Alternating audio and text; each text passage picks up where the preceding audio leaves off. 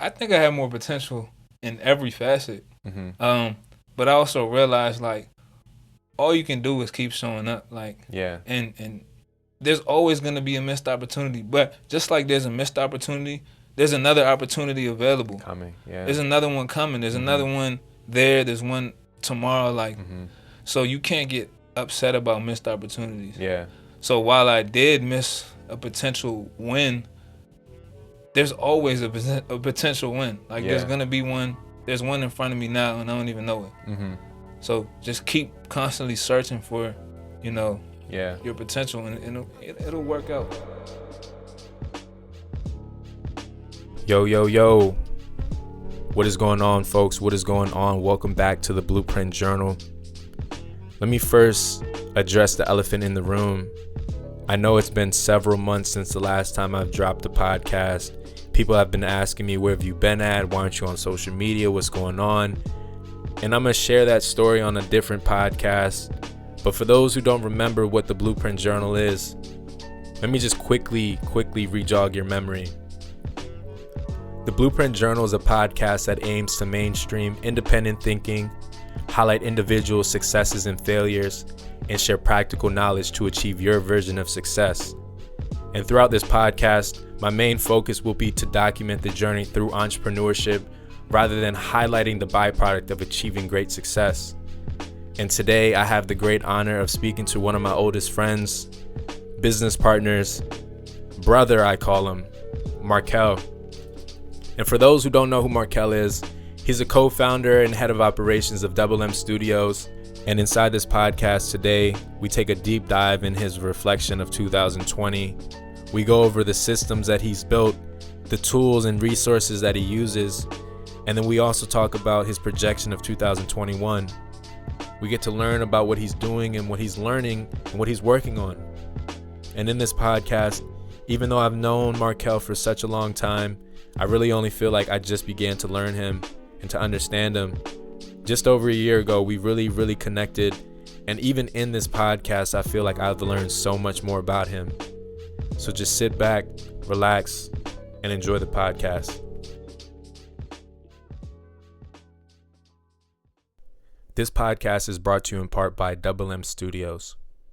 Double M Studios is a creative space and recording studio located in the DMV. And no, I'm not talking the Department of Motor Vehicles.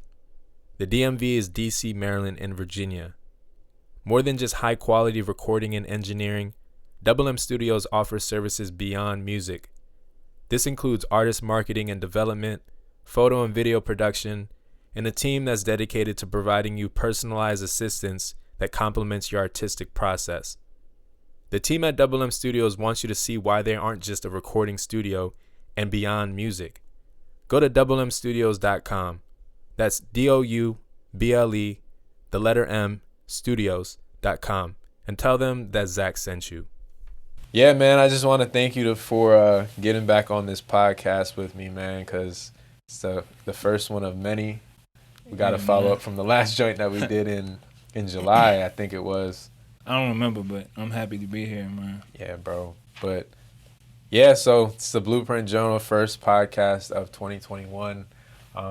And we're going to talk about a few things, just kind of catch up, see where you're at. But first and foremost, since it is the beginning of the new year, what are some things from last year that you learned and brought with you into the new year?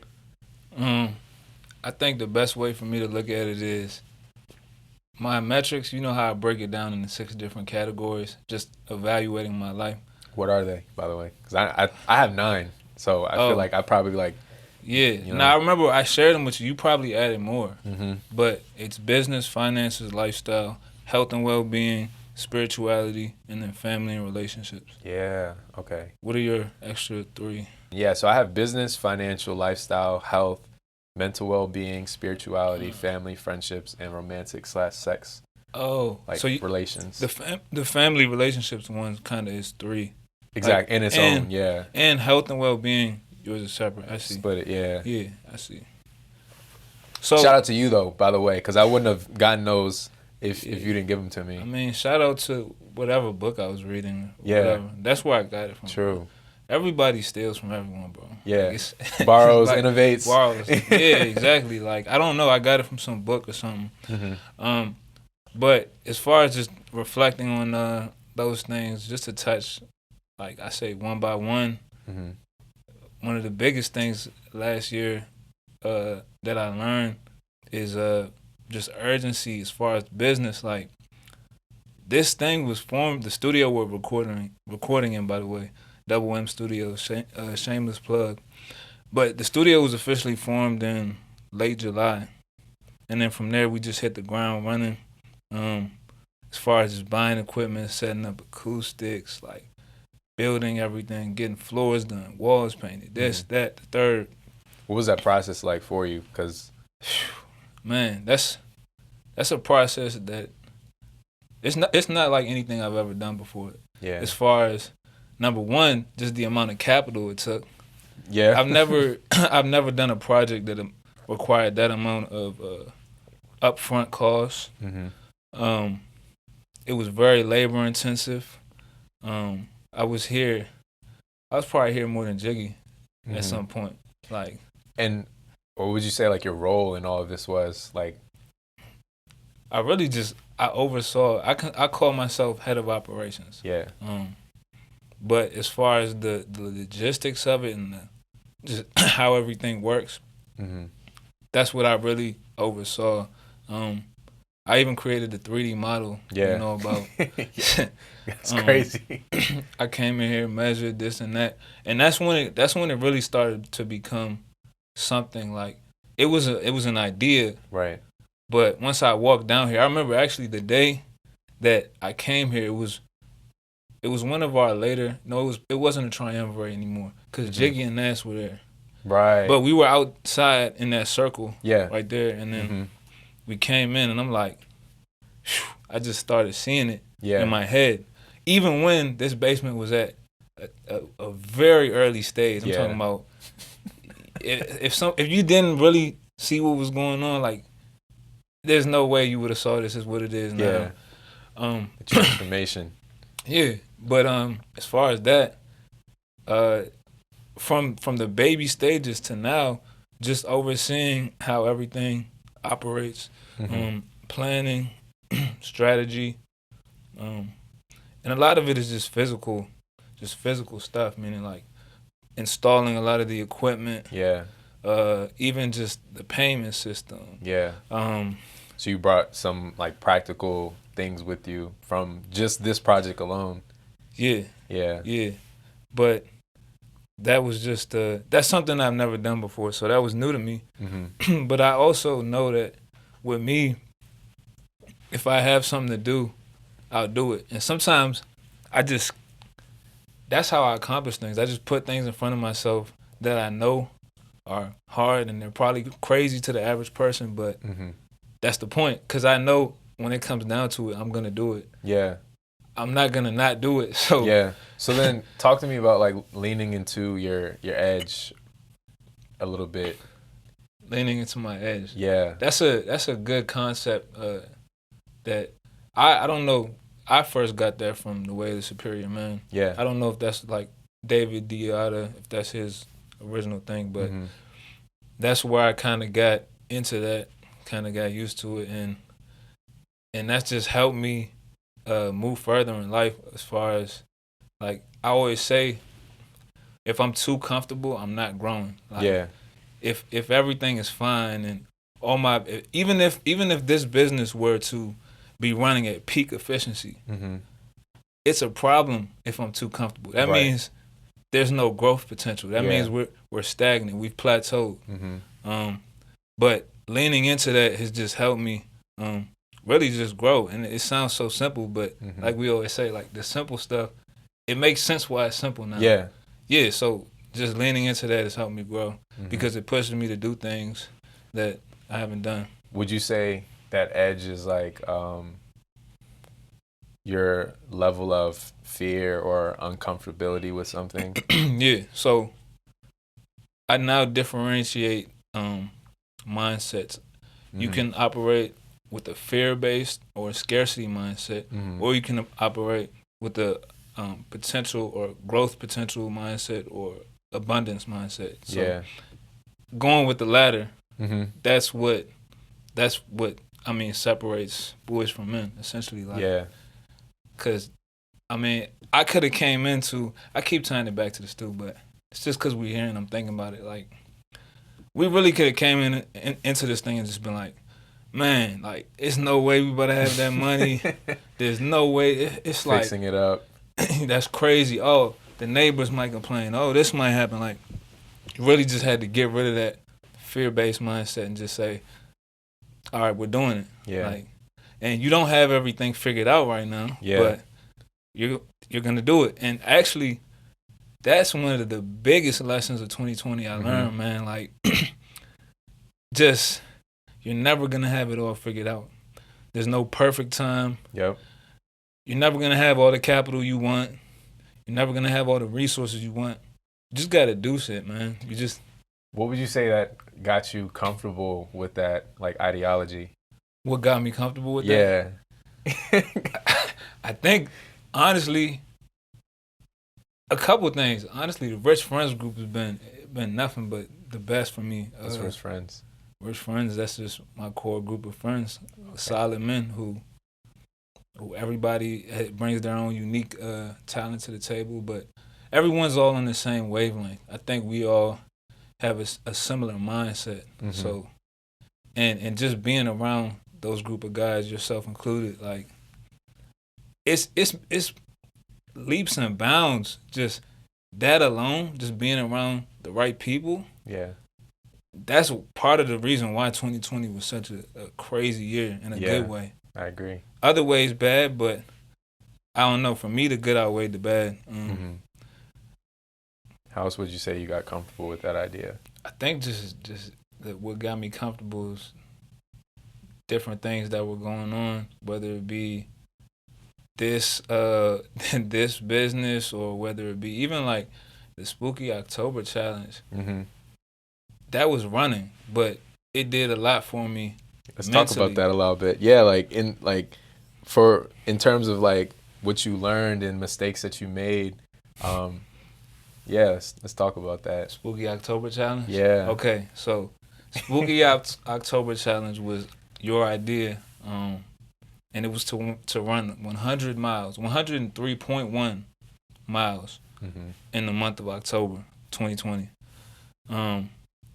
And I don't know what was going on at the time, but it was I think it was like October 12th or 13th. We're midway through October. Yeah. I'm at 0. Yeah. I don't know what it was, but you and Bees were already at, I think, around 30-ish or something like that. Something, yeah.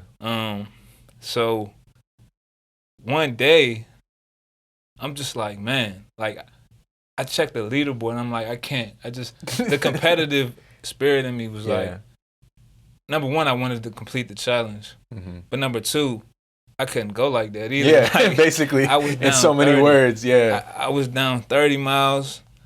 And then so I actually, funny enough, we had a meeting at the stew that day. It was, you weren't there, but it was me, Bees, Nash, and Jay. Right. And right after I got off from work, I decided, like, all right, I'm 30 down, 33 down from you, top leader. And, all right, I live in Colesville. Let's see. Olney is about 8 miles away. So if I just bust a run to Olney, to the meeting, and then do the meeting, take a little break, stretch, and then run back, I'll be halfway there. Like, I'll cover my losses in a single day, halfway. Right. Not my losses, but I was so far behind that I was. It felt like a loss. I'm like, damn. Yeah. So that was an experience, man. I remember, like, I was running down the street. I had Goggins playing. It was cold that day. Yeah. That's when it started getting cold in October. Yeah, it was. And it was slightly raining. It was getting dark early too. Yeah, it started getting dark early. Yeah, you know, October, it be getting darker like, what, 6? 6, yeah. It be getting spooky. Spooky, for sure. So I did that. The way there, I was listening to a Goggins about hour and a half, hour 45 Okay. clip. It's we're definitely gonna get into like people that influenced you last year too. Yeah. I was listening to that. I'm going up New Hampshire. And then once I get to Norwood Road, for anybody who knows, Norwood Road has no sidewalk, barely a shoulder. That's the height. That's where I don't even think there's lights on that road either, to be honest. Hardly. Yeah. And that was my first time, besides high school, walking up the road, which I probably did like one time. I never did that much, but that was just an experience. I'm talking about it's cold, it's raining, cars coming. You barely have a shoulder to run on. Mind you, I already have knee problems. So, and this is me just doing this out of nowhere. This is me deciding. This is me deciding like I'm just gonna do it. Yeah. Like I was running 3 miles max before a day. Yeah.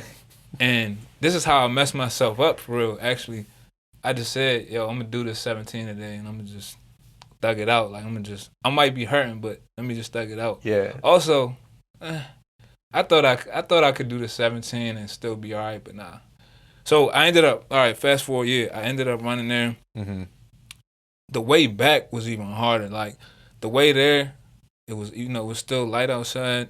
The rain wasn't coming down as hard, but the way back, that's when I really was stripped down to my core. Yeah.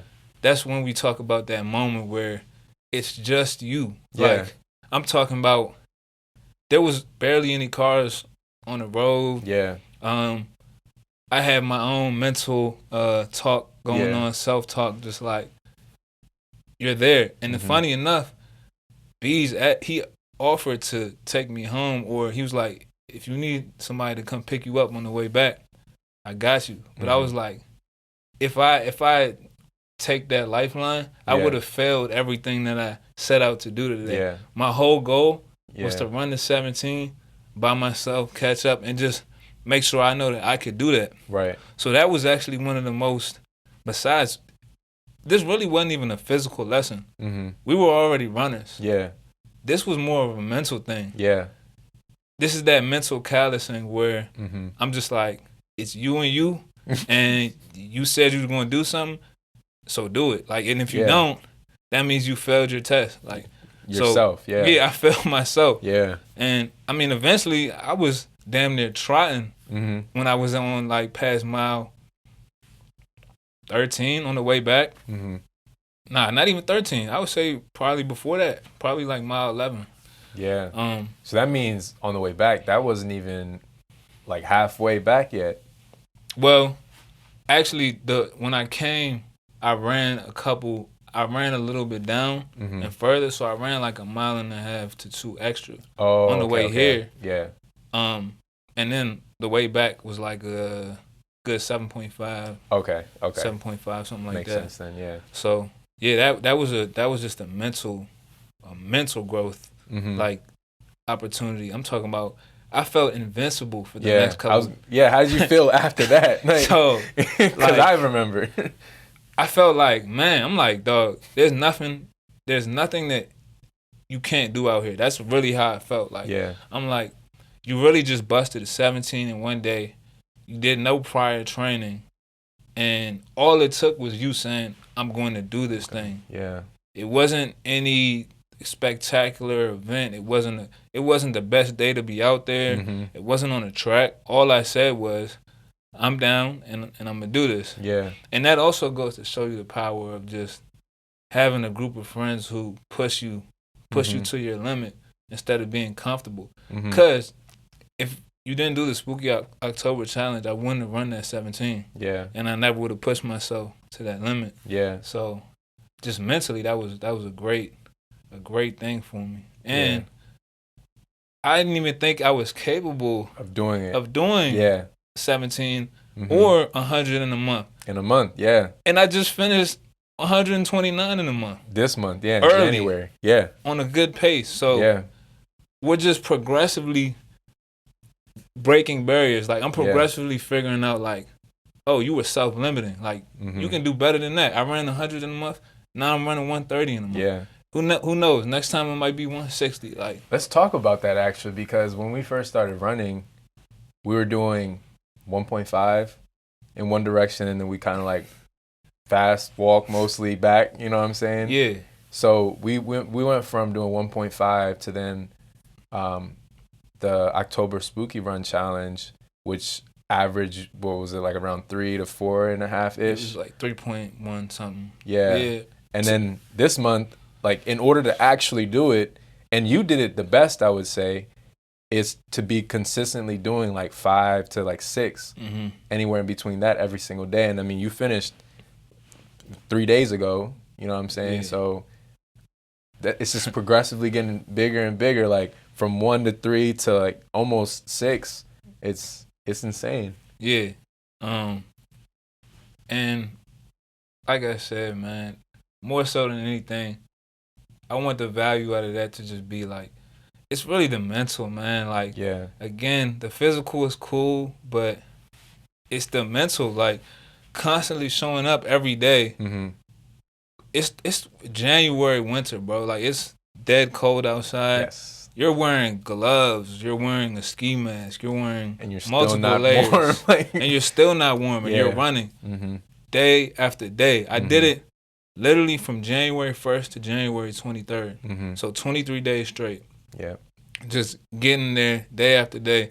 But I made it a point this time to not hurt myself. That's why I did 5 to 6 consistently. Yeah. So I didn't have to bust a 6-7 miler. Exactly. Yeah. You know, I mean, not 6-7, excuse me, more than that. Yeah. But bust like a super long run out of nowhere. Yeah. So I was like, just take it easy, be consistent, and just keep showing up. Just keep showing up. Keep showing up. There were days when I'm talking about I'm dead tired. I'm down bad. Like, I'm just not in the best mood. Stomach don't feel right. Right. Whatever. But I'm like, dog, just keep showing up. And then on the 23rd, you're going to feel amazing. Like, you're going to be like, I really just ran 5 to 6 miles a day for 23 days straight. Yeah. Like, you just did that. And it might not seem that crazy, but it's like, at least I know in myself now that I can consistently show up no matter what the odds circumstances, are. Like, I'm not going to let the circumstances stop me. Because if that was the case, well, I wouldn't be running at all. Yeah. No, that's true. And actually, when you were talking about the October Spooky Run, it reminded me of a conversation about this ideology before of burning the boats. Oh, yeah. You remember that? Yeah, man. That ideology is just, it's a great lesson. I don't know the exact name of who it was. Me neither. But it's like one of those old parables or whatever. Fables or something. Yeah. Because nobody, honestly, I don't know if anybody can actually confirm or deny the story, to be honest. Me neither. And I mean, we could always look it up too, but I feel like just that mentality that you had when you came to the stew to do the 17 in a day was kind of that same type of mentality. Like, well, I'm already on the way here. You know what I mean? Like, I don't have a car to get here, so I can't turn back around now because I'm already on the way. And then you were talking about how if you took that lifeline, that would have essentially just been that crutch almost. Like, you didn't burn all of the boats. Like, exactly. You allowed yourself to have one just in case. Exactly. You know? That's exactly, bro. That means there would have been a boat to fall back on. Whereas, just in case. Yeah. If without that, I really burned the boats. I mean, it's just the concept of leaving no other option for yourself. Yeah. And in a concept, or just, I guess, in the context of something you want to achieve. Yeah. So even something as simple as running that however many miles, like, the lifeline would have been calling somebody, asking for help, stopping. Yeah. Even stopping was a lifeline to me, bro. Yeah, no, for real.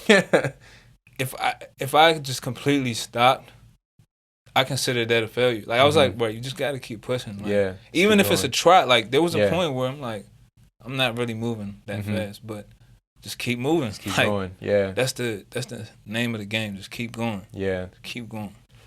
So then with like other parts of your life, because we talked a little bit about business, we talked about like health and mentality a little bit.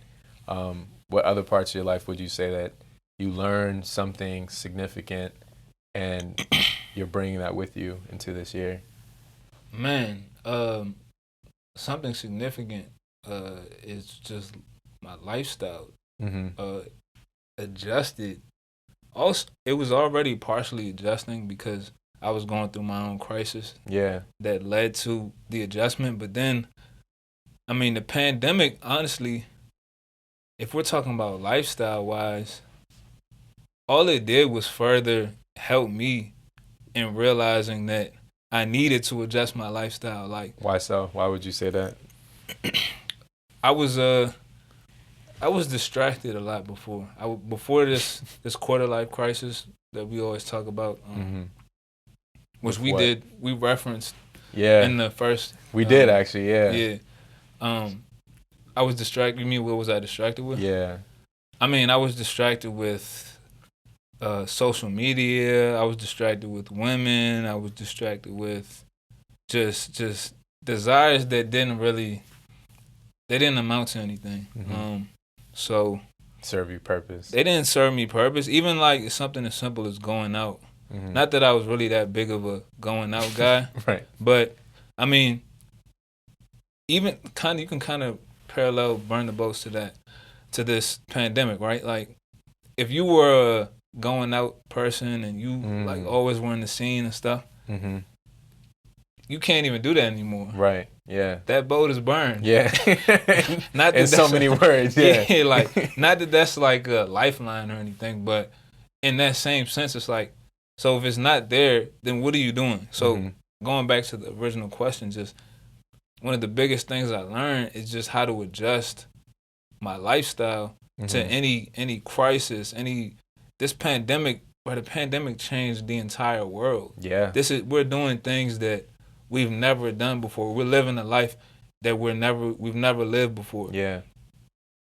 Like, I'm talking about just everything. Just everything's different. I mean, in so many ways, it's now considered the new normal. New norm, yeah. So one of the biggest things it did for me was just give me more time to sit with myself. Yeah. Like, I had no excuse. There was nothing to do. We could barely go outside at one point. Yeah. So when we could barely go outside, when it was still the scary coronavirus, before like people kind of started getting adjusted to it, and everybody thought if they went outside they were gonna die. Right. Yeah. That gave me the chance to really sit with myself. I had taken that meditation before that, but then that gave me a chance to start lengthening my meditation. It gave me a chance to start essentially what we're doing right now verbally. Yeah. Evaluating stuff. I started coming up with my own systems. Yeah. You introduced me to Notion at some point. I came up with a weekly checklist. Yeah.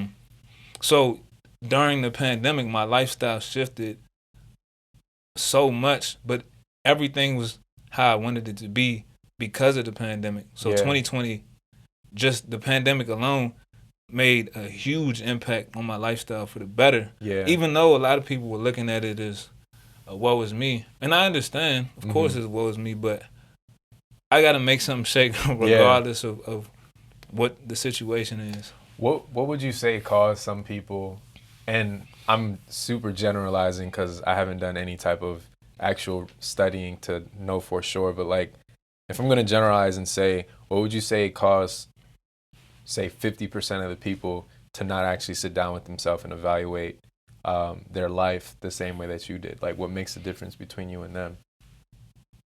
I think a lot of people are honestly scared to really face the things that distract them or whatever it may be. Yeah. Because honestly, when you really have to face yourself, it can be scary, very eye-opening. But at the same time, sometimes that's too much for people. Sometimes people don't really want to face what's wrong with them. Like, when you really got to look in the mirror, because now there's no distraction. Yeah. Now it's just you and you. Just like how we talked about being stripped down to your core. To that run, yeah. Yeah. All right, this pandemic, I have time to myself.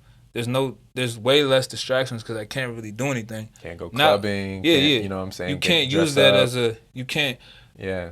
Some niggas didn't even want to buy weed because the dealer has to touch it and they might get corona on it. Like, you know what I'm saying? Yeah. So I'm talking about really no excuse in the world but to not just sit down and face everything. Mm-hmm. So if you have to face everything, it can really be scary when you start realizing like your own issues, how you were, may have been brought up. When you really start to face these things for yourself, and it's just, I think that a lot of people, it's just too much for them. Like, all at once. That weight of this is me and this is where I need to improve.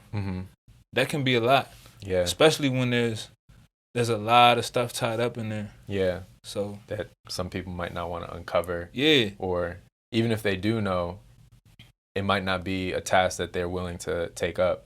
Yeah. Because like you said, it's just too much of a burden. This the life that we live, man, like our core and those like us on the same wavelength, like it takes courage, it takes proactivity, it takes abundance mindset. Like you can't look at it and just be scared. You have to actually take action and do something. So I think that's the biggest difference between you and them. You and I don't want to say them, but like I mean, I think it's you and them. Like you're right, but how would you say like you becoming more? I mean, I guess rather, would you say you've become more disciplined? 100%. I think that was also partly due to just me reading a lot more, and also I become a lot more disciplined, especially right now. Yeah. Even excuse me.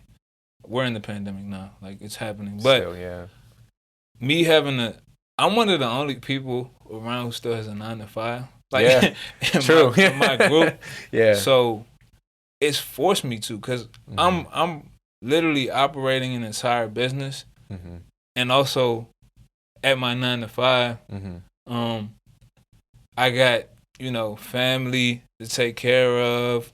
You have your own life. I got my own life. Right. This is what I say when I say I feel like I never can just chill, because I feel like there's so many things that I have to cover. Like, even when I'm chilling, which is, I mean, I want to get to a point where I can really just chill and not worry, but that's something I'm still working on. And that takes more than meditation. That's a mental thing. Like, meditation helps you just sit there for a second, but I want to feel comfortable doing that. I would say more discipline. Also, but with discipline, also not going against the grain as much. Like, there's levels to the discipline. Like, I don't want to be like a militant discipline. Yeah. I don't want it to be that. I want it to be a discipline that makes sense for my lifestyle. Yeah. Because if you're very disciplined, that's a good thing, but at the same time, it can cause burnout. Like, for example, say you work out on X days of the week. There might be a day where I'm really burnt out. Yeah. And if I'm too disciplined, I might end up hurting myself. Yeah. I might do something on a day that I should have taken a rest day. Or if I'm, if I need to make a purchase and I have a budget and I'm so disciplined with that budget that I don't make that purchase. What if that purchase or that investment or something, maybe it was worth it? You know what I'm saying? Yeah. So I think it's like a disciplined balance with flexibility. I think that's how I look at my lifestyle. Flexible discipline. I like that. Essentially, yeah. Okay. And you mentioned, which is actually pretty funny, you are the only person in your circle that's still doing a 9-to-5. But as far as I'm aware, your 9-to-5 schedules changed significantly. Yeah. Yeah, man. And it wasn't even really technically a 9-to-5 in the beginning either. Nah, it was a 4 to 11:30. Yeah. 4 a.m. That life of going to sleep at like 8:39. It's actually kind of helpful to me, because I'm up. Number one, I'm up before the BS starts happening. Right. And then I go to sleep before, I don't know, the BS gets started. The BS gets started. You feel me? So and it allowed me to move around. especially during the day. Even something as simple as like going to the grocery store when you get off at 11:30 True. versus going during peak hour when everybody else is there. It's different. Yeah. So, yeah. And that's changed now because you work like through the night sometimes, right? Yeah. Some days I'm working on the night side from 3:45 to 11:45. So it does actually. It takes a lot of discipline because of how much I'm moving around now. Like I might work a morning and then a night and then a morning. Like, so it's different. And then also just the 9 to 5 in general is different because like I still have a superior. Like in my own business, I am a superior, you know, but I'm still answering to somebody. Now, I don't answer like there's ways you can answer to people. Like you can get stepped on or you can just move how you want to move. I move how I want to move respectfully. But hold your own. I hold my own. Ground. Yeah. Exactly. So, and for me, the 9 to 5 is really just it's funding what I want to do until what I want to do can take over. Right. Yeah. So that's how I look at it. Cause like a lot of stuff, there would have been a lot of purchases and investments I wouldn't have been able to make if I didn't. And honestly, my 9 to 5, it's not like I kind of enjoy my stuff. Like it's not like I'm doing something I just completely hate. Yeah. This is actually a field that I'm interested in. You went to school for this. Yeah. So I mean, it ranges from audio technology to just news transmission control. I'm a very technical person, so I enjoy these things. I enjoy figuring out problems. I enjoy fixing things. Like so I don't mind it really. It's just that I want my own schedule. I want my own freedom. Yeah. But I still enjoy some of what I do. And you're saying that you're a very technical person. Talk to me about the system, tools, resources, anything like that you've built and you use to this day to make your life practical. Man, so yeah, there's a lot of systems. I'm very heavily based on my life is very heavily based on systems and productivity and efficiency. Like for example, one of the systems I was talking about earlier is just that weekly check-in. That helps me plan for my week. That helps me be forward thinking. It helps me reflect on what's already happened. Right. Another tool I use Todoist. That's my task list. Task keeper, my daily / you can plan ahead.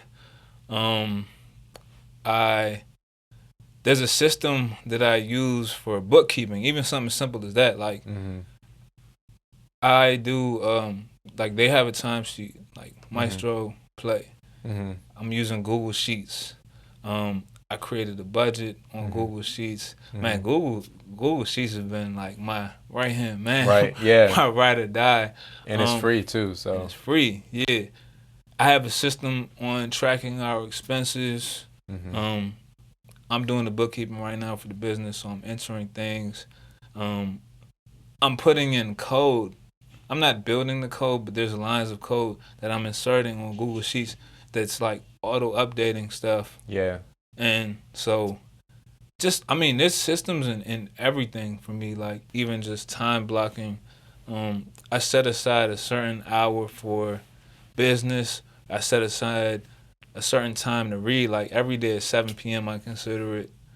That's my reading time. I don't always hit that benchmark, but I do that so that I can kind of do one thing at a time and not let everything else invade my mind. Right. Because I know, like, okay, for this hour, I'm dedicating this to business. Then the next hour, I'm dedicating that to spirituality or reading or something like that. And that helps me because, man, if I didn't do that, there's so much stuff.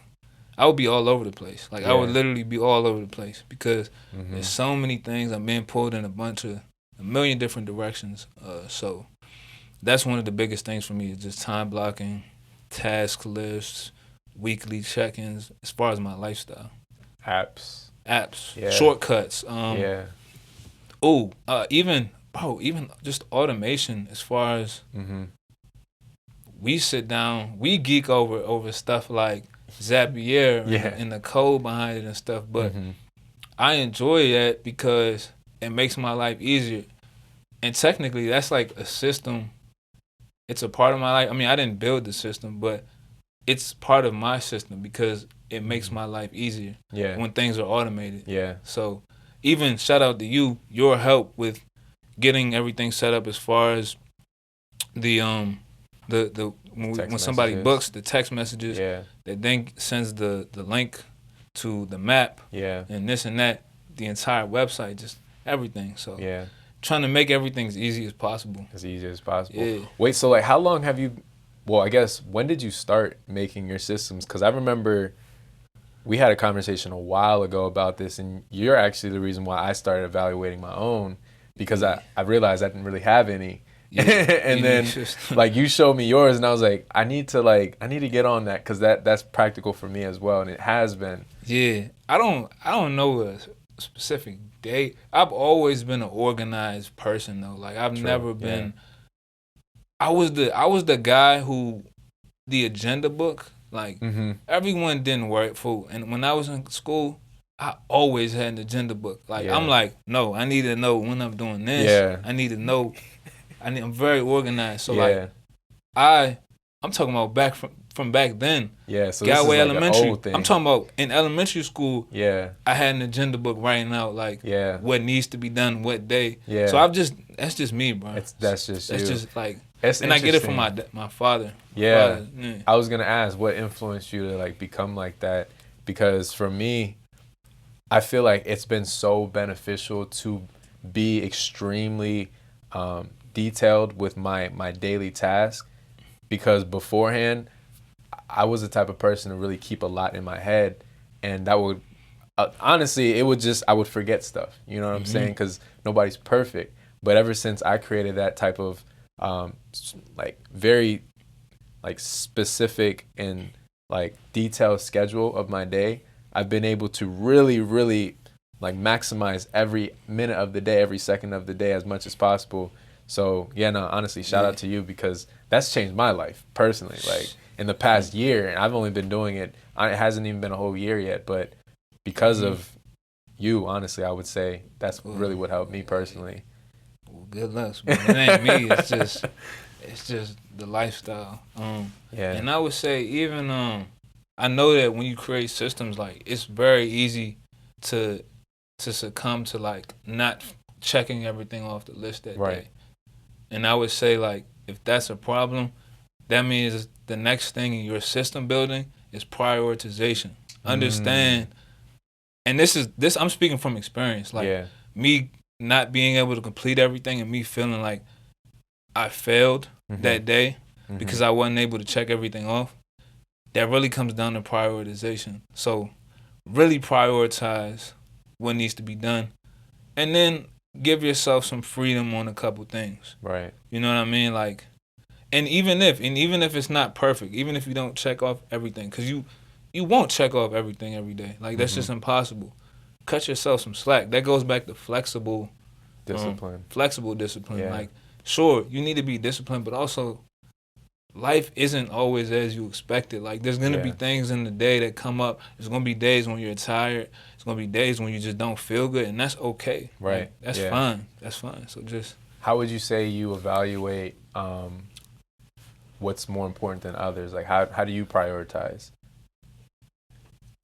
I prioritize, man, by what's purposeful to me. Like there's a lot of things, including women and just finances. But what's I guess I go with the grain. And it kind of goes to also there's certain days that I really focus on some things, and then other days that I focus on other things. And that's what I wanted to ask. I was like, does it adjust, on a daily, weekly, or it doesn't really matter? Does it like fluctuate from like one area of your life to another sometimes, like kind of mentioning one part might be more important at this moment and the next part might be important. Okay, so like even if we look at that, what you're talking about from a grander, just higher up, a more macro level, like more than just week to week, I would say even when I started doing the studio, when I started building the studio, but I started slacking off in so many other areas of my life. Fitness. I'm talking about. I wasn't even looking. I ain't feel the same no more, bro. Like I was starting to feel soft. Fitness, family, relationships, because I was spending so much time here, dedicating so much of my mental to this, that I'm now slipping in other areas of life. So, and I've come to terms with the fact that that's just how it is. Like, it's hard to fire on all cylinders, balance everything. Like, I mean, that's what you want. That's ideal. But I mean, life is just flexible discipline, bro. Like, you gotta understand that when some things pick up, others might fall off. But as long as you don't slip to a point of no return, you're good. You can just pick up and get back, just how I did. And that's what I wanted to ask. What did you do afterwards then? So now, I'm at a point where the business, it still takes up a lot of time, but we're not in the building stage anymore. Like, okay, no, I take that back. We're not in the physical building stage.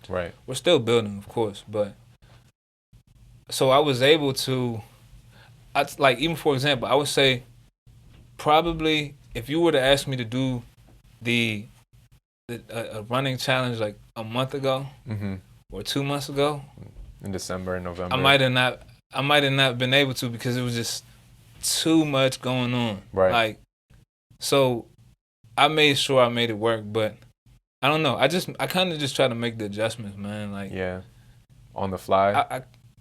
Even though I'm a very like, I plan a lot, very detail oriented, like forward looking, forward thinking. You also have to be able to adjust on the fly. Like, just like there's value in planning ahead, there's just as much value in being able to adapt and do things on the fly.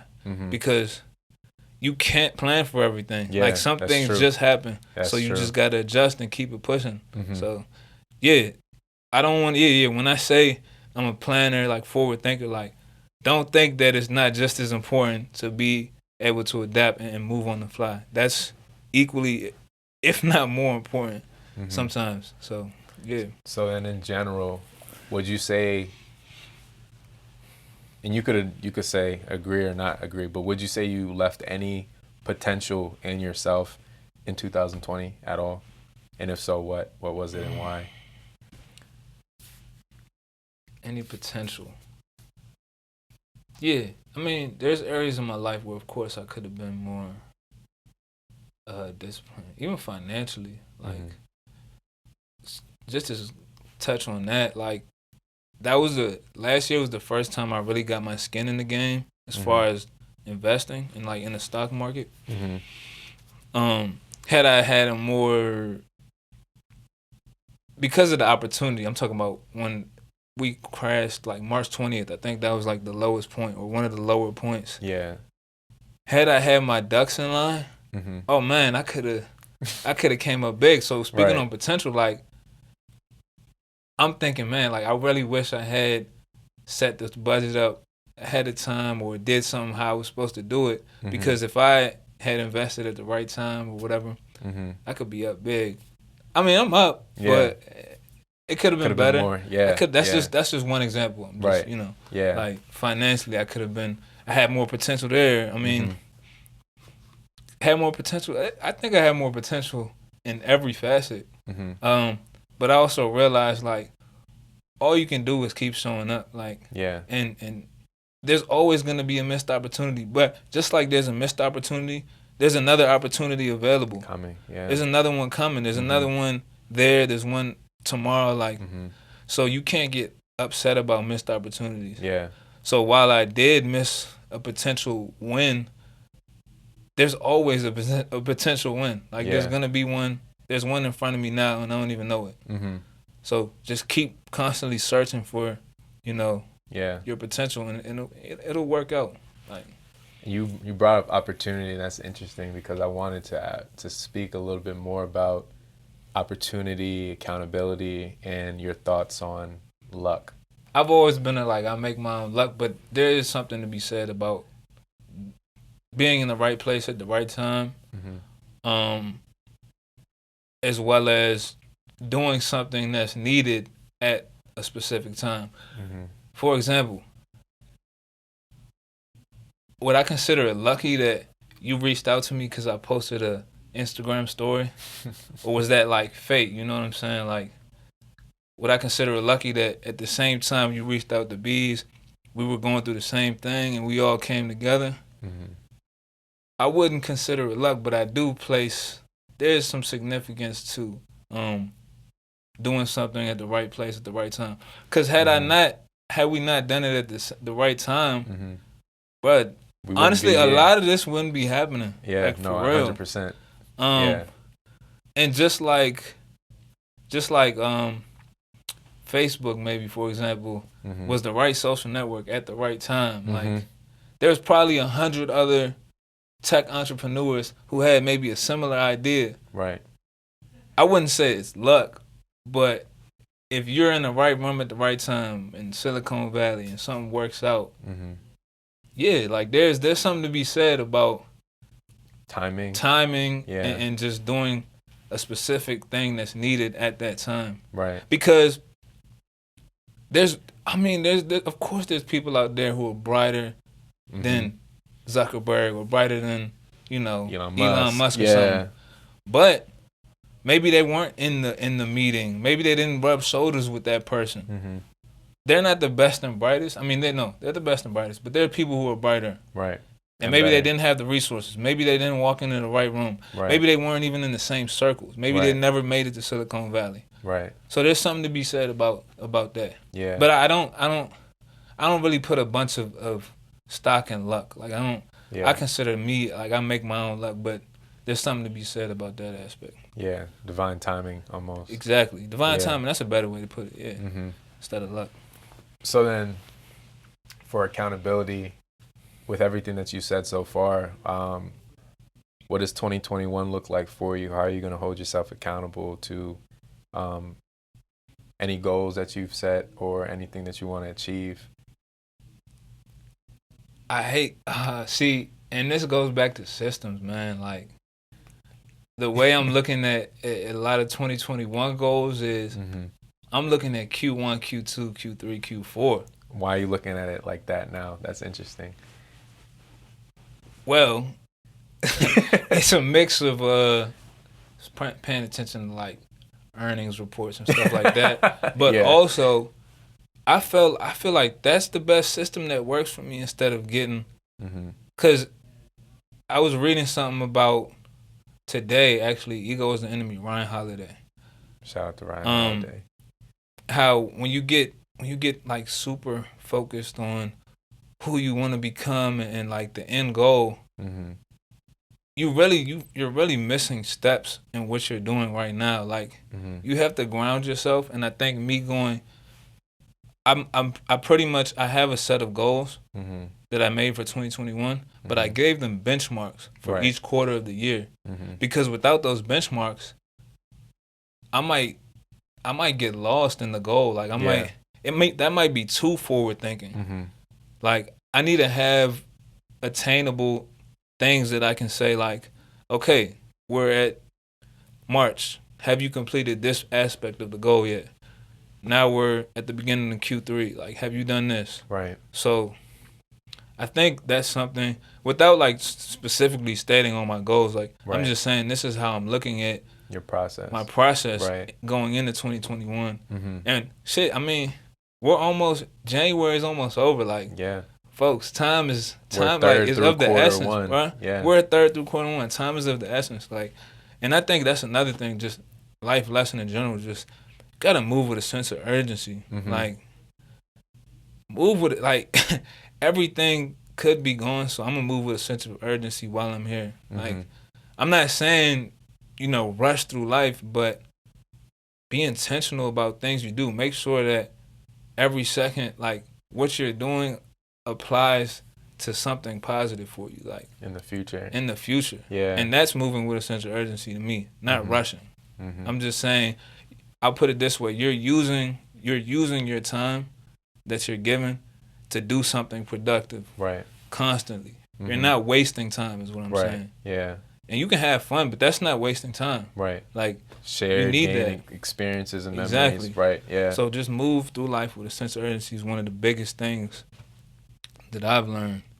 You mentioned slightly mentioned about being present, and I wanted to talk about that as well, because I know that's played a big role in both of our lives, just being able to be present, even for this podcast we're doing right now, being fully present is 100%. I think me reading the book The Power of Now last year, that had a huge impact on me, man. Like, I told you this before, like, if I could burn my entire library and only keep one book, it would be The Power of Now. And when did you read it, by the way? I mean, at some point last year, I can't even remember like the exact time. It was like toward the end of the year. Yeah, toward the end of the year, but I couldn't tell you like what months or whatever. Right, yeah. But the reason why it affected me so much is because I was always the one who suffered from the analysis paralysis. Like, I was the one who, I would get so caught up in having all the answers that I would just never make the move. So The Power of Now really forced me to look at it from the other perspective and like, but you're good. Like, take life day by day. Like, I understand. The book was like literally speaking to me. Like, I understand that you're a forward-thinking, planning type person. I understand that like you want the answers, but I remember one of the biggest things I learned from that book is just that when you're constantly thinking about the future or the past, when can you truly enjoy life? Like, think about that. When can you truly enjoy life if all you're thinking about is what you're trying to get to or what's happened to you? When you're thinking about what's happening to or what's happened to you, you're identifying with the past. Right. And then if you're too forward thinking, you're living in the future. Right. So when can you truly be present? Right. So that concept, as simple as it is, I started evaluating myself, my own life, and being like, yeah, when are you truly present? Like, and it had a concept in the book, and it was saying that just think about the next time you do something, think about being fully present. So, you know how oftentimes when you're driving, you're thinking of something else. Yeah. Your mind is it's not even on the road. What happened at work? What I'm about to eat when I get home. Right. And it said, and it gave you the exercise. Really, just next time you do something, really just sit there and be present. Like, when you're driving, feel the steering wheel, feel your foot on the gas. Like, look at the road, see what you're doing. Right. So taking that everywhere has helped me just, like, you can really sit in this moment. And if you don't do that, you're not really enjoying life. Like, you're in a perpetual state of just never being able to just sit in the moment. Yeah. So using that philosophy, like, I really sometimes, I'm like, man, like, just look at your fingers. It sounds so corny, but it's just like even if you're washing your hands, like, feel the soap, feel the water, feel the warmth of the water. Like, like, really think about what you're doing in that moment, as opposed to just letting your monkey mind just be all over the place. And that's hard to do. Like, that's insanely hard. People don't realize. That's why when I first got into meditation, I could barely meditate for 3 minutes, if that. Before, like, your mind wanders. Yeah, no, my mind wanders every second. But I'm saying, like, I couldn't like really sit down for 3 minutes. Yeah. Like, I would be agitated. I think right now I can do 30 before I'm really like, I gotta get up. Yeah. I want to be able to do more than that. But, like, just tying that back all in is just that monkey mind is hard to, you can never really quiet it.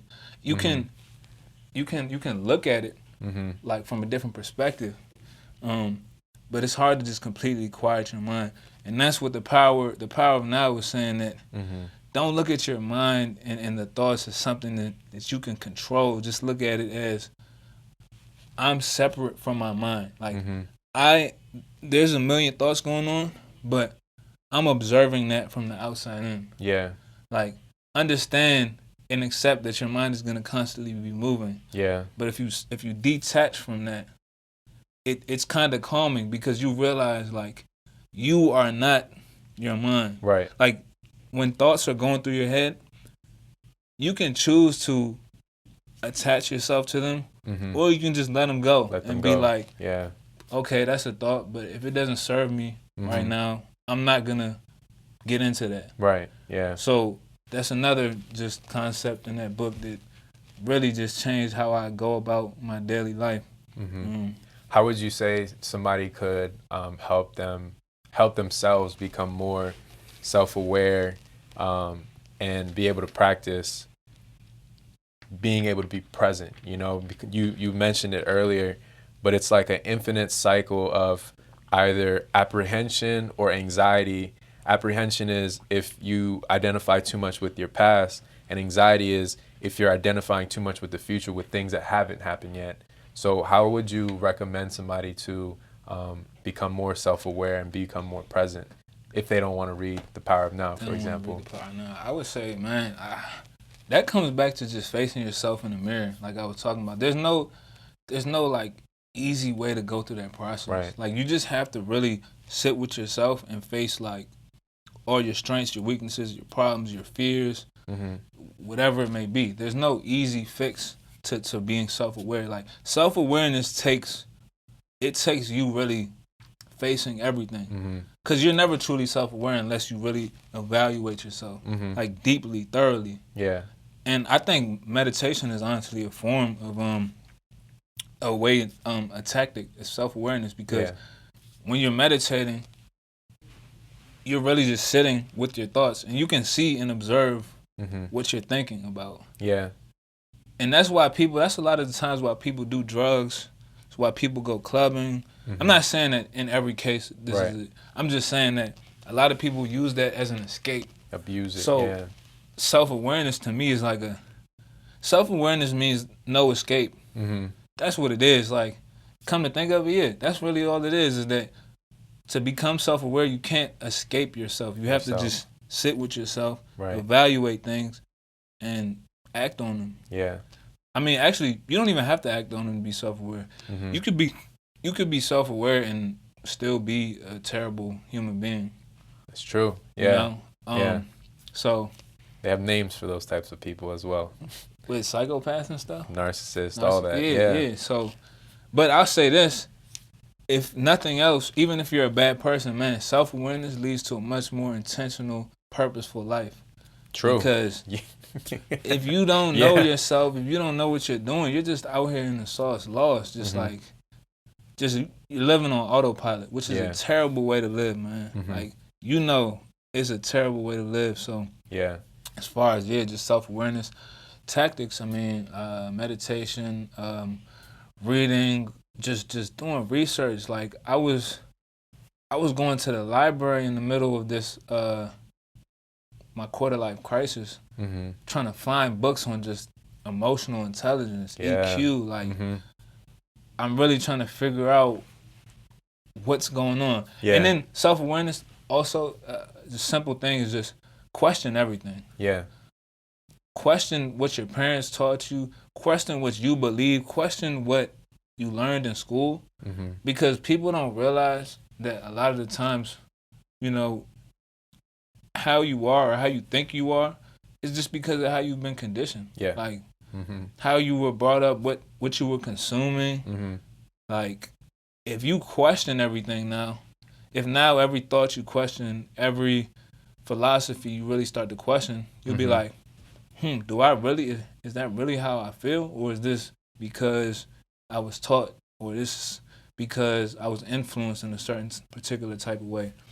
So, You brought up something interesting that I was looking into today.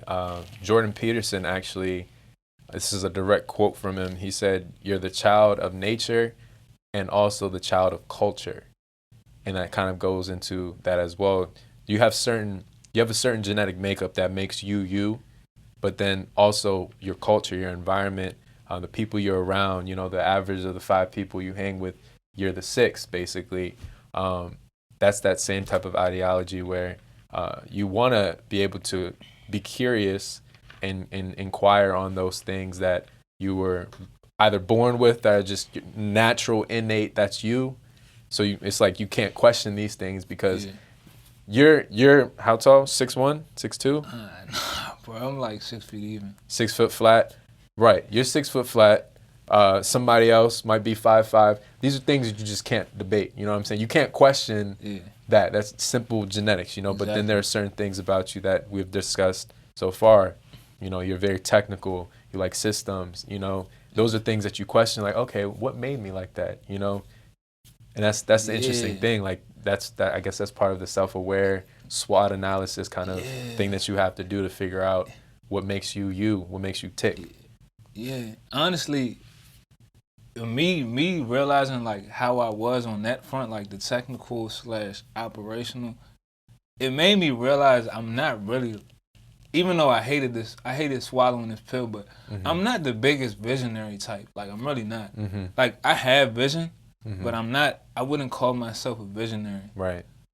I think I do very well at assisting. Right. And making things, I do very well at making things work. Right. Efficiently. Yeah. That's I would say that's a purpose of mine. Right. Yeah. Like, and I think that's helped me not get into certain things.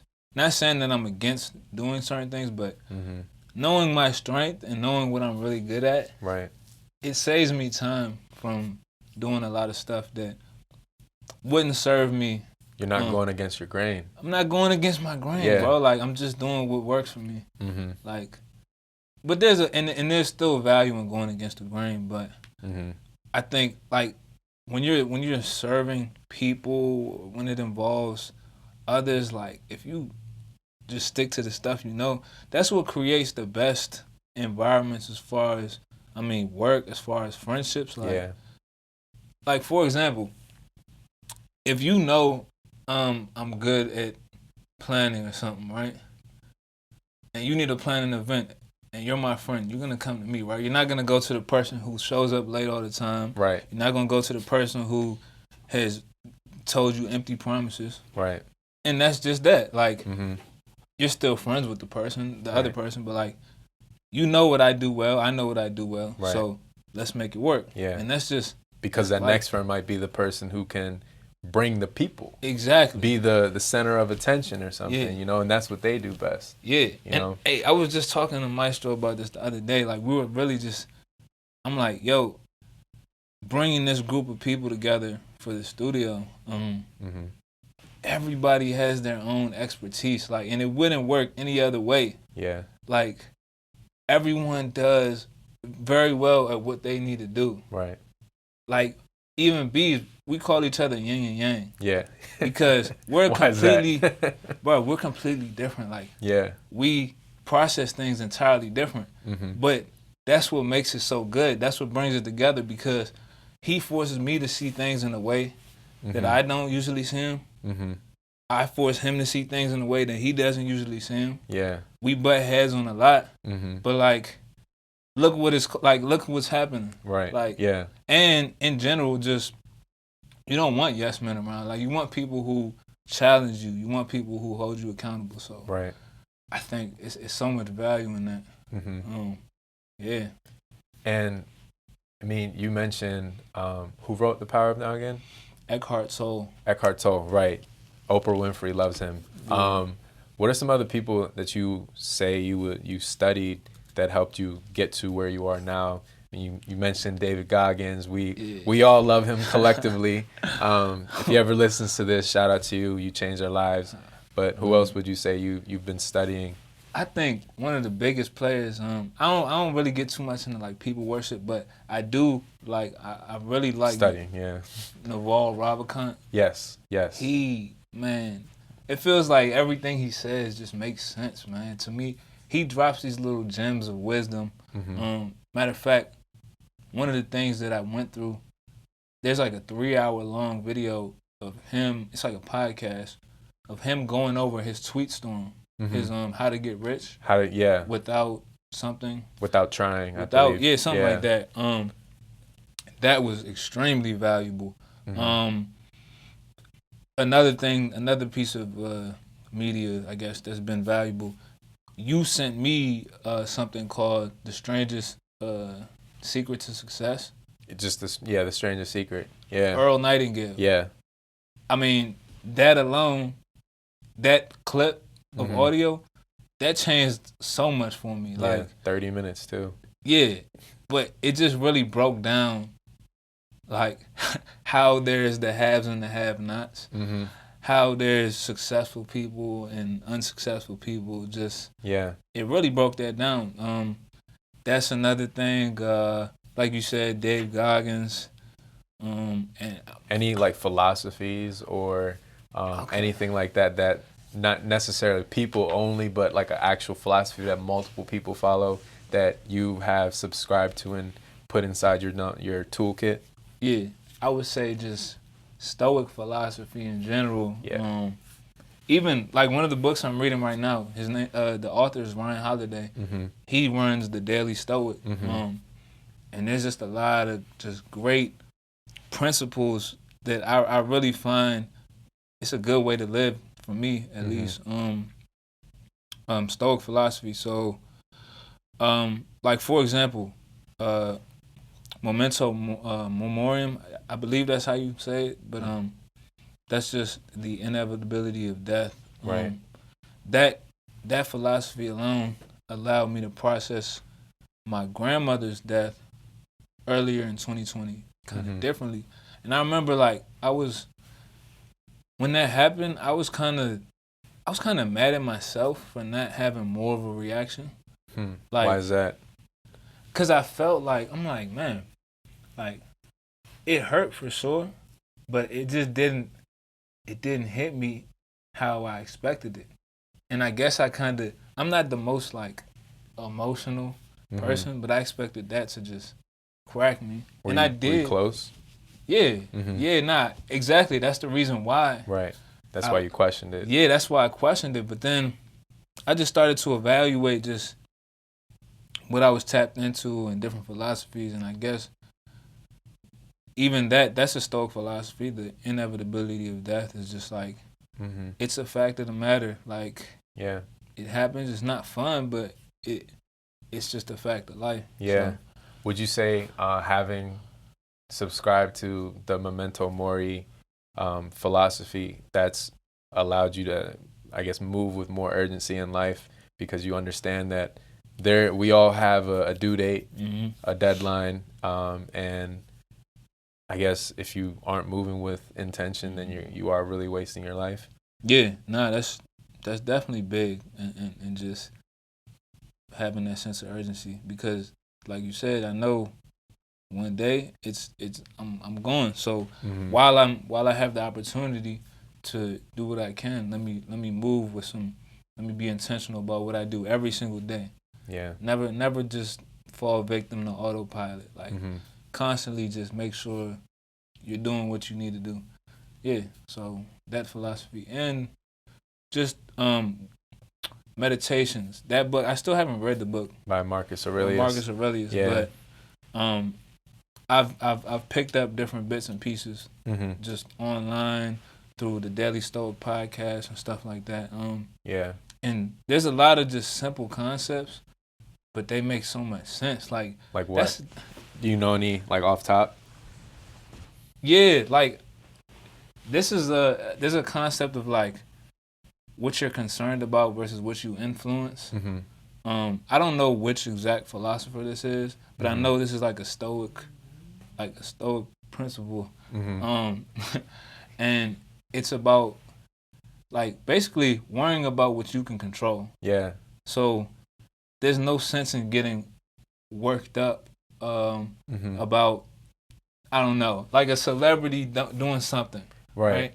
Like here's a good example. a lot of people get angry about a celebrity not using their platform for social justice or whatever, right? Right.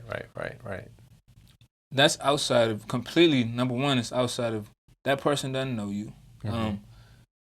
It's outside of your like you have no influence there. So why get worked up about that? Right. Focus on the things that you have an influence over. So if you are unhealthy and you're worried about a celebrity's life, you're not focusing on what you can control, because you can, instead of worrying about that, you could be worried about your health and getting right. Like that's just an example, but that's one of those philosophies that concepts of that philosophy that make a lot of sense to me. Yeah, that actually reminds me of a couple of things. There's like this old quote where it said, if every man sweeps his front porch, we'd have a clean world. And it also made me think about the circles of influence. Isn't that in Stephen Covey's book? That's in 7 Habits of Highly Effective People. Right, yeah. I remember you talked to me about that. Yeah, that he's borrowing from Stoic philosophy. Like a lot of those self-help books are they borrow from different philosophies, but they repackage it. And remember when we were talking about how, man, like this is exactly where I was gonna go. Go ahead, lay it on me. after a while, so if anyone out there has been through what we call a quarter life crisis, it led you and I to start reading a lot of self-help books, right? Personal development. We got really into personal development and started reading a lot of books, listening to a lot of content. And after a while, I started to realize, like, they're all really saying the same thing. They parallel each other. Yeah. They repackage it, and it's good because there's different ways that you can pick up on it. But like, they're all saying the exact same thing. Just like in Napoleon Hill's Think and Grow Rich. Think and Grow Rich, he says basically, like, eventually this will make sense at some point. Like, the point of this book, it'll make sense. It might take the first page. Right. It might not come to you till the end. Right. If that. if it even comes to you at all. Right. But at a certain point, it'll make sense. And to me, that's the secret everyone's looking for. Right. There's no secret to success. Like, there's no answer key. You make your own answer key. Right. Like, there's no sauce. That's why I say I'm not big on like people worship. Like, I fuck with Goggins, I fuck with Naval, but like, they're no different than me. Like, I don't people worship. I know that there's no reason, or not even people worship. I don't do that either. But I'm saying I don't. It's not like I'm looking at them as like they have the secret to success. Right. They don't, bro. Regular people who, if I really applied myself and did what I need to do, I could be just as successful as the next man. Yeah. Like, what's the difference between me and Mark Zuckerberg, bro? Right. You know what I'm saying? Yeah. So that's how I look at it. Creating your own answer key. Yeah. Yeah. Create your own. Yeah. I mean, I remember we talked about that in length, honestly, just because of the fact that I've realized that as well. I feel like we realized that at the same time.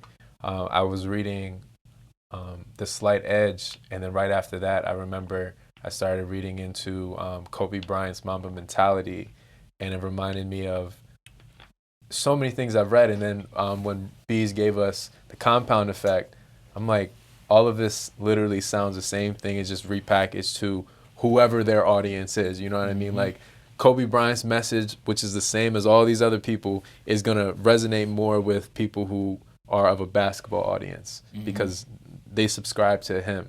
You know what I mean? We subscribe to personal development. And actually, that brings up another interesting point. Since we're both like really into reading and everything like that, besides The Power of Now, what would you say another like super influential book on your life has been?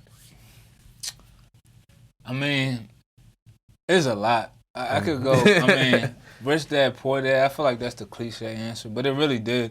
Rich Dad, Poor Dad is what got me into, as far as finances and just my outlook on my wealth and stuff like that. It was that book. I guess I could do it for like a different one for every category.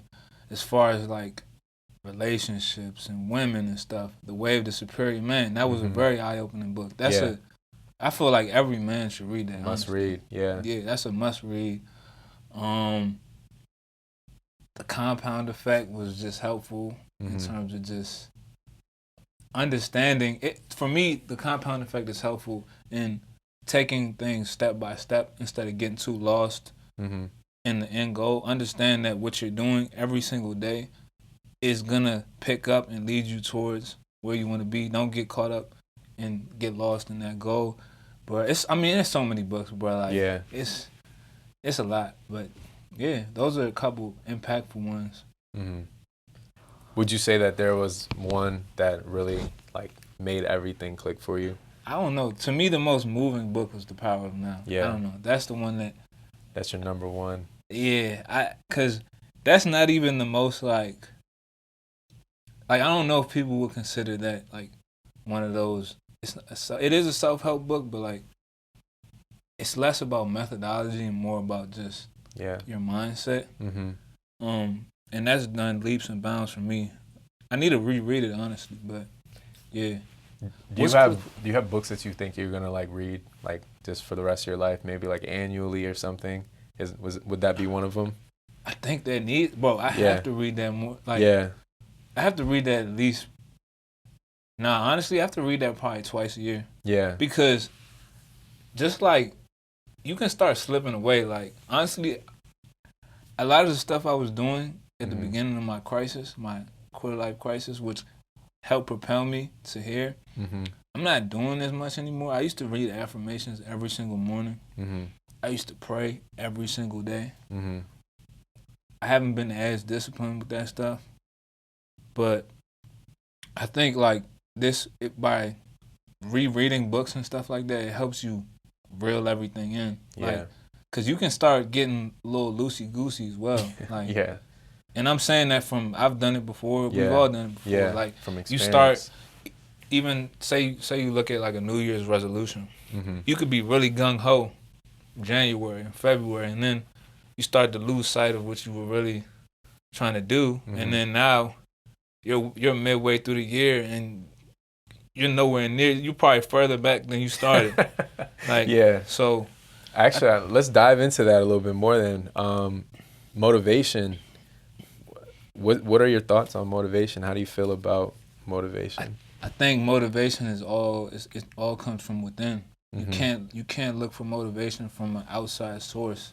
Like, for example, if you want to look good or whatever, it shouldn't be for anyone else besides yourself, because if you look for motivation or a sense of gratification from an outside source, once that thing is gone, you've lost your whole purpose in doing something. Right. And that's actually a faulty. You shouldn't do that to begin with. Right. It shouldn't be outside of yourself. Yeah.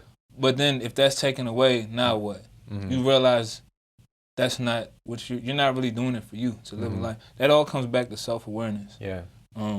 So how I look at motivation, I mean, I'm motivated by myself. I mean, I'm motivated by my friends. But I think there can be a source of motivation from other people, but like it really comes back to, does it tie into your own what you want out of life? What motivates you? Because if it's not, if you're being motivated from something else, it's like, what's the point? Like, it doesn't align with your own values, your own desires. Like, how would you say somebody could go and find their own motivations? How would you say? Would you give any kind of recommendations for people to start chipping away at that? Man, honestly, I don't want to speak for everyone, but for me, one of the biggest things that got me to, before I even got to motivation, I needed to get to what I'm truly interested in. I took a while off from all social media and everything because before you can be motivated about something, you need to know what you're even Your like why. why, like, or just what to be motivated about. True. Because the what to be motivated about comes before why you're motivated. Yeah. So, me taking away time, doing a dopamine detox or whatever, just like separating myself from everything, getting over that fear, that FOMO, the fear of missing out, and really just discovering things on my own terms. It helped me realize what my interests were, and then the motivation came from there. After that, it's like, all right, if you want success, or if you want a lot of money, why? Like, that's where the motivation comes in. Like, I feel like most people want a lot of money, right?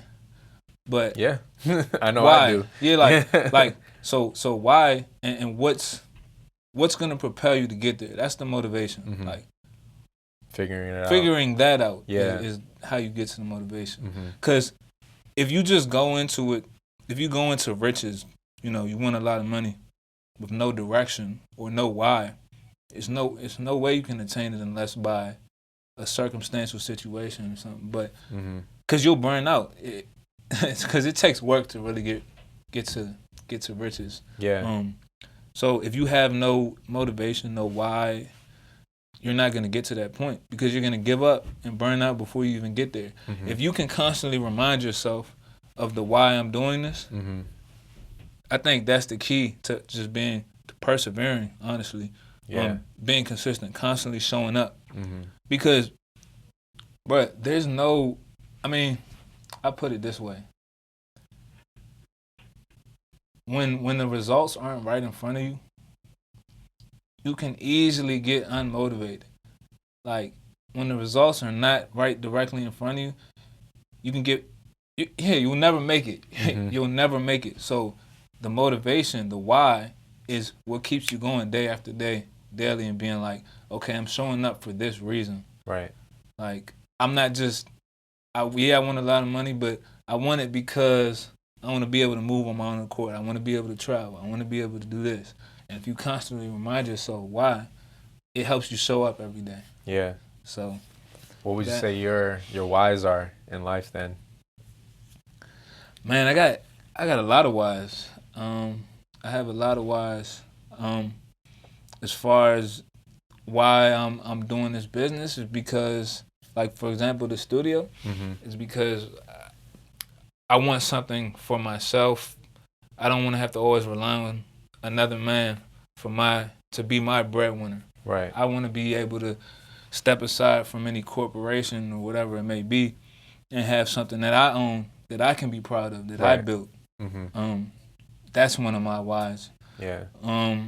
As far as family and relationships, for example, like one of the reasons I mess with y'all is because I want to see y'all do great too. Like a lot of my whys aren't, like, most of my whys are about myself, but it also goes into other people. Like, why do I hang with y'all? Why do I do everything with y'all? Because I want to hold you accountable just like y'all hold me accountable. I want to see everybody win. Because I want to go up with my friends. I want to go up with y'all. So we got to do the same. I mean, we got to hold each other accountable. What about, like, with your health and your mentality? Like, what keeps you? What got you to keep running every single day for 23 days straight? What makes you want to be healthy and fit and stay on top of your self-awareness and stuff like that? As far as, like, the physical aspect, what I want to be healthy because what's the point if I can't enjoy it, right? Like, what if I get there to my end goal in whatever category it may be, and I'm sickly and I'm relying upon the healthcare system all the time? Like, what's the point then? So that just helps me keep a clear mind.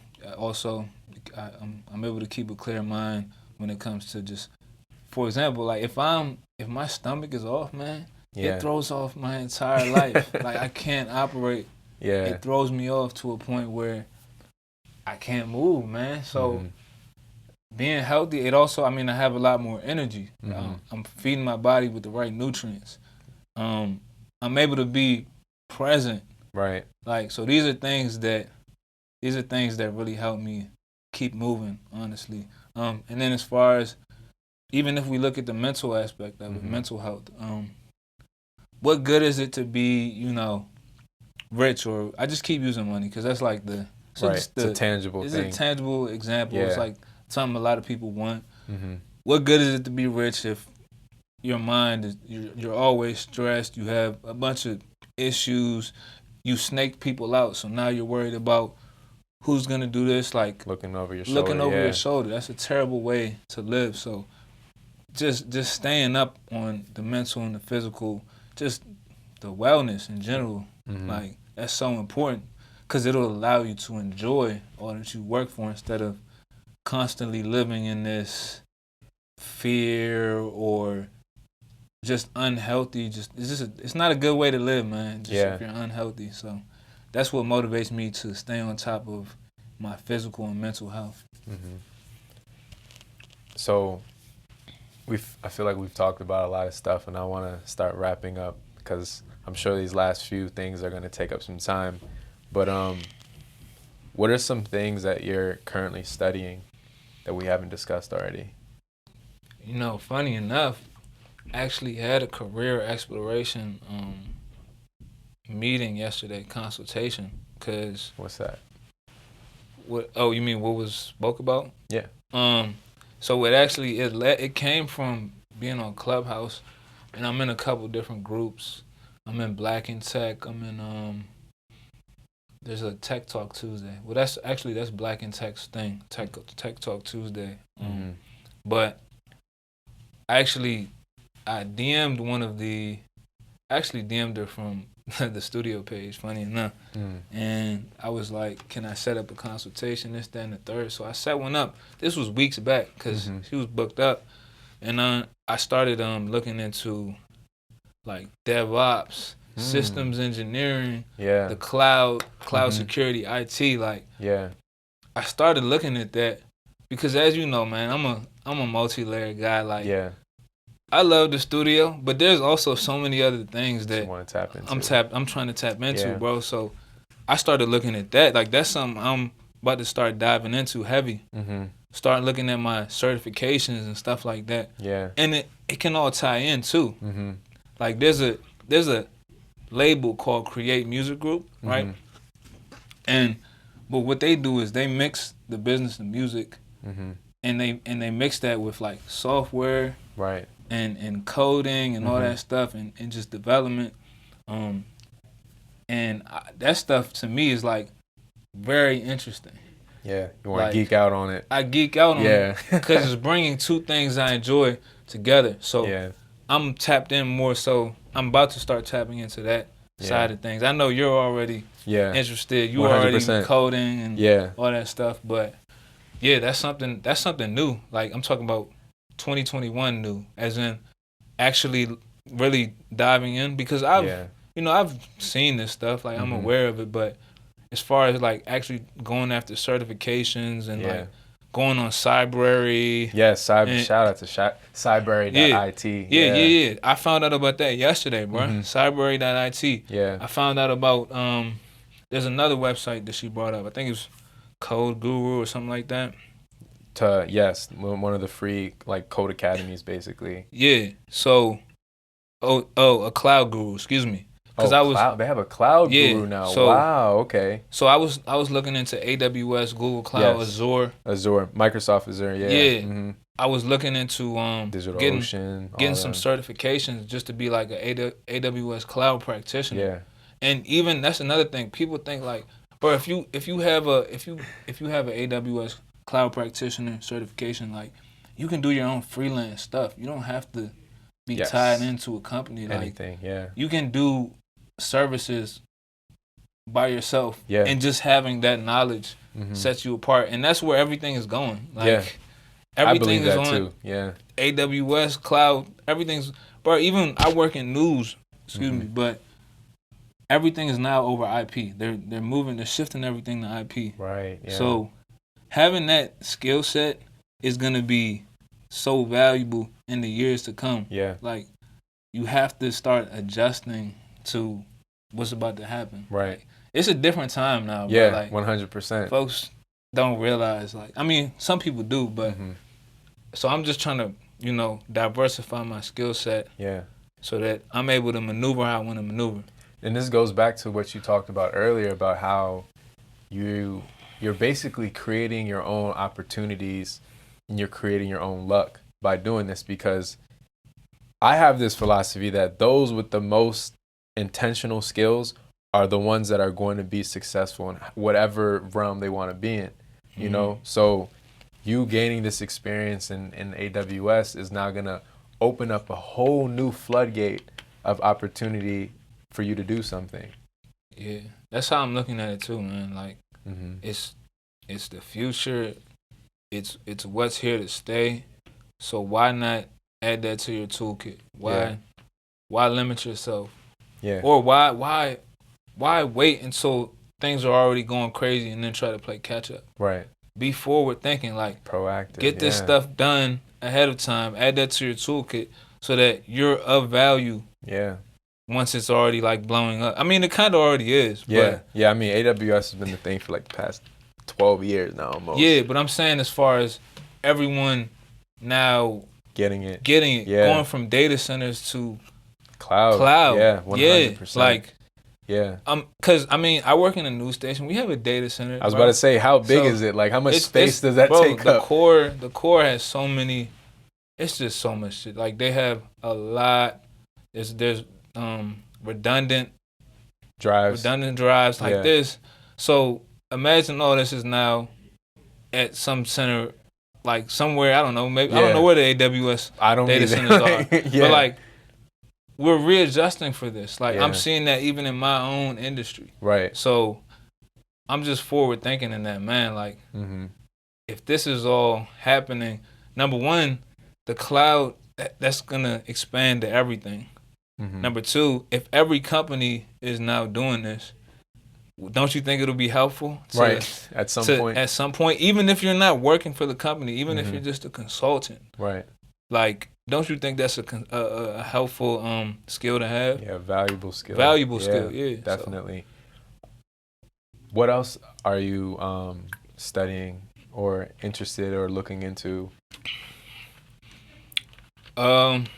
I remember we've been talking a little bit before about like fintech as well, and our interest in that. Like most recently, I finally jumped off and got into crypto. Honestly, and then honestly, a lot of it came from. I heard enough. I was at a point where I finally kind of understood the blockchain economy, and just cryptos in general, because a lot of the reason I never got into it, again, this is still new to me. Like, there's still stuff I don't know about. Like, even the book that I gave you, I plan on reading that eventually. Definitely. So stuff like that, it's still new to me. So that's something new. I made my first investments in Bitcoin. I somewhat understand like how data mining works, or like the blockchain economy and stuff works. Right. Excuse me. I had it's gonna be on there. But oh, good. Shit. Just like, I mean, okay, and that's new to me because number one, like, I started investing in stocks before I got to crypto. But the volatility is different here. Crazy. It's a 24-hour market too. Yeah. 24 hours a day, 7 days a week. The market never closes. I'm looking at my phone, and I try not to get too caught up in my investments like that, because I'm a long-term investor. So I see it. It's dip, man. I'm okay for cryptos. I'm down. I'm not going. By the way, we're gonna throw that one on. I'm down. Think like 15% or more right now. Yeah, I'm in the green on my like stocks, but as far as crypto I'm down. Same. Yeah. So, but I can't. I know that it's gonna step up over time. So like, I just can't get caught up in that fear. And that, bro, the same way the fear-based scarcity mindset, it applies to everything. It applies to the stock market as well. Yeah. Like, when everybody's It's actually Warren Buffett has a quote. It's be fearful or be greedy when others are fearful, and fearful when others are greedy. Yeah. It Basically, might be when everybody zigs, you zag. Yeah, essentially. Same way we saw what happened at the beginning of the pandemic. Right. I mean, when everybody was scared, bro, the smartest investors were taking that as a chance to run in there and buy up more. Mm-hmm. Hey, even in the Meet Kevin video you sent me, like, he was speaking on how it's a K effect. Yes. Like, the rich get richer and the poor get poor. Yeah. But a lot of that has to do with just how you handle the pandemonium or whatever. Yeah. Your mentality, mentality, yeah. And then, so besides crypto, I talked about just IT, cybersecurity, cloud, all that stuff. I'm actually interested in wondering what makes you so interested in learning? Because you're constantly learning. What makes you? What drives you to just constantly learn new things? Partially, part of it is just I don't want to get left behind. Mm-hmm. But even bigger than that, it's just like, man, I enjoy learning. It's not, some of the things I learned don't even really have much to do with like me becoming some successful as a person. Right. But I enjoy understanding. I enjoy understanding people. Right. Understanding how life works. Like, I enjoy being a wealth of knowledge. Yeah. Because it helps you move throughout life. The more you know, the easier it gets. Like, you understand how things work. So I don't have any like specific reason as to why I like learning. I enjoy it. Yeah. It makes life easier, honestly. Yeah. Just knowing stuff. And some stuff is just interesting. Like, I might watch a 2-hour documentary on stingrays or something, right? Right. And me knowing about that doesn't have anything to do with, like, that's not gonna help me in life, but right. I just enjoy learning new stuff. Like, it's cool to me. Mm-hmm. I'd much rather be learning than mindlessly scrolling down the feed or watching something or that mindlessly has nothing. Living life. Yeah, that's what. It's funny enough, like, dealing with women, like, a lot of women be like, because I tell women, be like, I like documentaries and nonfiction stuff. They be like, why don't you like enjoy a drama or something like that? Mm-hmm. And I'm like, it's not doing anything for me. But that could be a personal thing too. Like, right. That's just not what does it for me. I feel like I need to constantly learn, but I enjoy it. It's not like I'm constantly learning and it's a problem. I enjoy that process. Right. So I like stuff I like practical stuff. Right. I'm a very practical person. Yeah. That's what I've learned too. Like, I've learned I'm very practical. I don't save the noise, save the extra stuff. Mm-hmm. Like, what can you actually do? What can I actually do? What's applicable? Yeah. That's how I am. So that actually, I came to terms with that. 2020 helped me a lot with that. Mm-hmm. I knew this before, but I really got, when I was going through the soul searching, I just realized I don't cut the extra fat, man. Like, just give me what I need, so. And to wrap this up, I got a couple more things I want to talk about, but what would you say is something that you're most proud of accomplishing, completing? It could be in any domain in your life, but what would you say? There's a lot of different things. What I'm most proud of, to keep it a stack, right now, what I'm most proud of thus far is the studio. Seriously. That took a lot of hard work. It took a lot of mental fatigue. It took a lot of money. It just took it took a lot of things to put those pieces in place. So to see it like actively running, and we still haven't even done anything that we really want to do. Like, we're going bigger than this. This is just the beginning. Right.